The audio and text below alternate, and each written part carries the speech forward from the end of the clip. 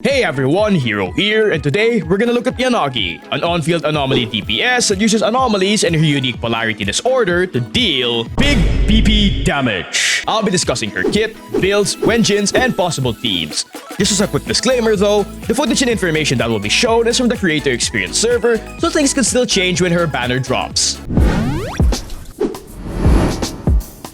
Let's start with Yanagi's two combat stances, Jogen and Kagen, which gives her different buffs depending on which one she's in. In her Jogen stance, her electric damage increases by 10%, and she becomes harder to interrupt while basic attacking. While in her Kagen stance, her pen ratio increases by 10%, and her BAs can interrupt enemies easier. Just note, she can keep a stance's buffs for 8 seconds after switching to another stance. So it's very important to keep switching between stances to maintain buff uptime for high anomaly damage. In order to switch stances, you need to either use a chain or special attack. Speaking of which, her regular special routine is an electric forward slash that switches her stats. And if you use this after her basic attack 3, 4, or 5, it activates Swift Routine, which lets her block enemy attacks and start at the third attack of her BA sequence. This lets her do a cool combo that turns all her BAs into electric damage by using her skill after BA 5, essentially skipping the physical portion of her BA sequence. On the other hand, her EX special Gecko Routine is a forward thrust followed by a downwards attack that switches her stats and does a couple of things. After the thrust attack, Yanagi enters a Shinra Bansho state for 15 seconds, which lets her start her basic attacks at BA 3 after using BA 5. This state skips the physical portion of her BAs and turns all of her attacks into electric damage. The downward attack of her EX special also triggers her unique polarity disorder whenever it hits an enemy affected by an anomaly. Unlike normal disorders, this does not override the original anomaly status. So if an enemy is burning, they stay burned after being hit with polarity. Just note, polarity can be triggered with any anomaly status, counting shock, so she can still trigger it even in a mono-electric comp. The polarity disorder deals 15% of the original disorder's damage, plus an additional multiplier based on her anomaly proficiency. This multiplier has no cap, so more AP means more polarity damage, so get as much as you can. Moving on to her ult, which is an AoE slash followed by a lightning strike, resulting in huge damage and anomaly buildup. The lightning strike also triggers her polarity disorders with the same mechanics and multipliers as her skill. And finally, her core skill, starting with her additional ability, which gets activated when she's paired with at least one anomaly or electric unit. This increases her electric anomaly buildup by 45% for 8 seconds after switching stances and hitting an enemy with her BA. This lets her build anomaly at a pretty good rate, even without an AM slot 6, more so if you have her signature. While her core passive, Lunar Eclipse, increases her electric damage after her EX special hits an enemy, and whenever an ally triggers a disorder, it increases disorder multipliers by 300% for the whole party. This also affects her own polarity disorders, and it's what enables her and her party to deal massive disorder damage. Now for her skill priority, level up her core first, then her skill or ult, then basic attacks, and finally assist her dodge.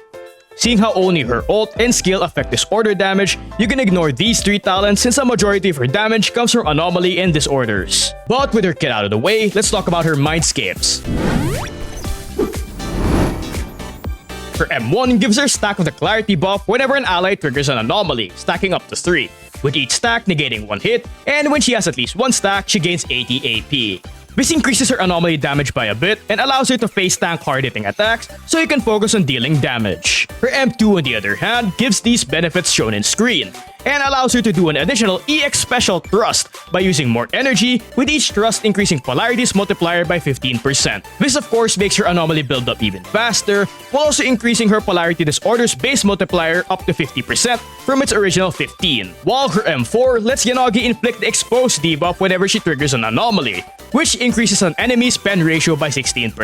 This synergizes with other pen sources in the game, essentially allowing you to ignore a big chunk of the enemy's defense when used together. And finally, her M6 increases Shinra Bansho state to 30 seconds, her EX specials damage by 20%, and her M2's thrust and polarity buff cap to 4, while simultaneously halving its energy cost. All of this is just a fancy essay saying she's gonna deal big damage, which isn't too surprising because polarity's multiplier can now go up to 80%. And with her Mindscapes out of the way, let's talk about her possible wenjins.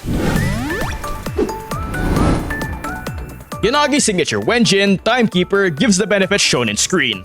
But the notable thing is, if her total AP reaches 375, it increases disorder damage by 25%. This engine can result in absurdly fast electric anomaly buildup since it stacks with her passive, and it also results in more polarity damage because of its disorder buff. A great alternative would be Fusion Compiler because she can get its full passive fairly consistently due to her using her specials a lot. This engine gives a lot of beneficial stats like bonus attack, pen ratio, and AP, allowing her to deal a lot of damage. And if paired with a pen ratio slot 5 and Rina, it can perform very closely to her signature. Electro Lip Gloss is a really good alternative, giving both bonus damage and attack whenever an enemy has an anomaly, which a majority of the time an enemy will have anyway, so you can get its buffs rather consistently. Weeping Gemini is her best free-to-play option, especially for boss fights, with it providing lots of attack and AP. But it can become inconsistent in stages with lots of trash mobs or if you have stunners in the team, cause you lose all of its stacks once an enemy dies or recovers from a stun. While Rainforest Gourmet is a good free-to-play option, providing 75 AP and lots of attack just by using her EX specials. And this synergizes really well with Yanagi's M2 and M6. But with possible Wenjins out of the way, let's talk about drive discs. For the 4-piece set, Chaos Jazz is probably the best for general use, with it providing a decent amount of AP and 15% bonus electric damage just by equipping it. Just note, the skill and assist damage bonuses don't really affect anomaly damage, but it's nice to have to squeeze a tiny bit more damage in her rotations. Thunder Metal is also very good with its electric damage and huge attack buff. It can potentially outdamage Chaos Jazz, but I would only really recommend it if you're comfortable with timing shocks and disorders to have almost 100% uptime with its buffs. Just note, if you're running here with Bernice, it can be a bit harder to do so. However, it's pretty good for Mono Electric or Hyper Carry Yanagi teams where you won't have to worry about timings to keep shock up. As for the 2-piece sets, her best one for raw disorder damage is any of the sets that give bonus anomaly proficiency. However, aside from those, 2-piece attack, 2-piece electric, 2-piece pen ratio all work for good damage, just use whichever has the best substats. But with her possible drive discs out of the way, let's talk about stats. For main stats, it's a standard anomaly template. You want anomaly mastery or attack on slot 6, pen attack or electric for slot 5, and finally anomaly proficiency in slot 4. Just note, a pen slot 5 is the best if you're running her with Rina, and you can use an attack slot 6 instead of an AM one for more damage in exchange for a bit slower anomaly buildup. From my experience, even without her signature and AM slot 6, Yanagi still has a decent electric anomaly buildup rate because of her passive. So I personally prefer an attack slot 6 for more damage. And if you're wondering about an energy slot 6 because a majority for polarity disorders do come from her skill, well, I found that even without one, I didn't really have trouble getting her EX special because it has a very low energy cost of 40. But I suggest testing things out for yourself to find out what works for you. As for substats, just like every anomaly unit, you mainly want to focus on anomaly proficiency, then attack percent, and finally a bit of pen or flat attack. If you have her signature, you need 375 anomaly proficiency to get its full bonuses. But if you don't have it, 375 is still generally a good minimum to go for big disorder damage. However, honestly, just get as much AP as you can, because like I said earlier, her polarity disorders bonus AP scaling multiplier doesn't really have a cap, so the more AP the better. With her stats out of the way, let's talk about possible teammates. Bernice is most definitely her best sub-DPS partner, seeing how Yanagi is mainly played as an on-field carry. The Brain Rot Queen provides so many benefits to Mamanagi. He provides off-field attacks for fire anomaly buildup, which gives Yanagi more field time and access to more disorders, allowing for more damage. Unfortunately, there isn't really a direct alternative to Bernice right now. But with that being said, Grace can work as a sub-DPS for mono shock teams, with her increasing shock damage without really eating up too much of Yanagi's field time. While Caesar is one of the two best supports for Yanagi. She gives shields for more comfy gameplay, an attack buff, and a damage vulnerability debuff to enemies, allowing for more damage. While Rina is her other best support, with her pen ratio buff allowing Yanagi's disorders and anomalies to deal massive damage. However, compared to Caesar, Rina is a lot less comfortable to run since she requires more intricacies that I will explain during the team showcase. But if you don't have Rina or Caesar, Lucy and Seth are really good alternatives, with Lucy technically being a free unit that gives a good attack buff, while Seth allows for faster anomaly buildup, while also giving shields for comfy gameplay and AP for more damage. You can also run Yanagi with stunners as well if you want to opt for more stunning to allow for more big bursts of damage. For those wondering if she'd work well with Jane or Piper, well, not really, since they both require a lot of field time, so I personally wouldn't really recommend any of them in the same team. But if you really want to run them together, it can work in a more quick swappy playstyle, but it's rather clunky trying to get disorders out. But I suggest testing things out to see what works for you. With our possible teammates out of the way, let's cook up some teams.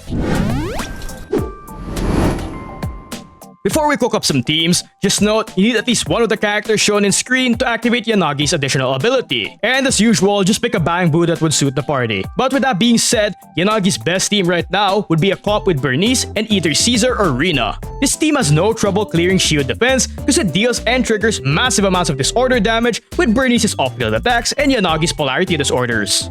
The Caesar variation of this comp is the comfier version because you don't have to worry about restarting your combo due to being hit and interrupted, so you can just focus on dealing damage. Plus, like I said earlier, Caesar provides lots of buffs that enable Yanagi and Bernice to deal good disorder damage. And this version is the best if you prefer a good mix of comfort and damage. Meanwhile, the Rina version sacrifices comfort for a possibility to deal more damage if played perfectly. This variation has a much higher skill ceiling since you have to play it in a more quick swappy playstyle to reach the team's full damage potential. This is because of the short duration of Rina's pen ratio buffs. Essentially, you'd want a time switching to Rina for her skill to right before triggering a disorder to get the most disorder damage out of her buffs. This of course requires you to pay more attention to the battle than you normally would to keep track of the anomaly meter. And if you want to go even further beyond, you can add Bernice into the quick swapping mix to apply burn even faster for quicker disorder triggers. But this can be easy to mess up as you can see from my skill issue ridden gameplay in the background.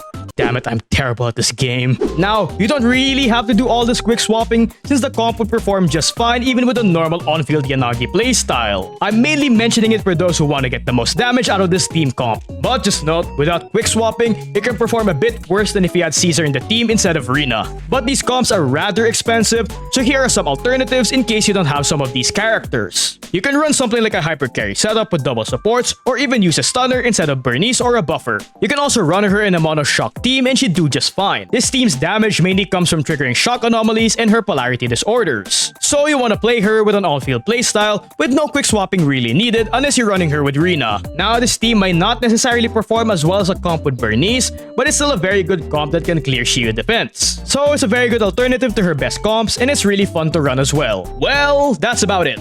Now, it just brings up the question, is she a must-pull? Whether she's a must-pull or not ultimately depends on your account. She's not really a must-pull if you already have multiple top-tier DPSs and are satisfied with their performance in clearing content. But Yanagi is definitely a must-pull if you need a good DPS. She's a very fun and unique unit that also deals tons of damage with her polarity disorders. So you can't really go wrong with pulling for her because she's a fantastic DPS who will be able to carry you through the game's hardest content. However, it's worth noting that right now, Bernice is really the only character that can bring out Yanagi's full potential as a disordered DPS. This is because of how she's the only off-field sub-DPS in the game currently, which might influence if you want to roll for Yanagi or not. But in my own opinion, Yanagi is definitely a unit that will get stronger once more off-field sub-DPSs like Bernice or more disorder or anomaly-oriented supports come out.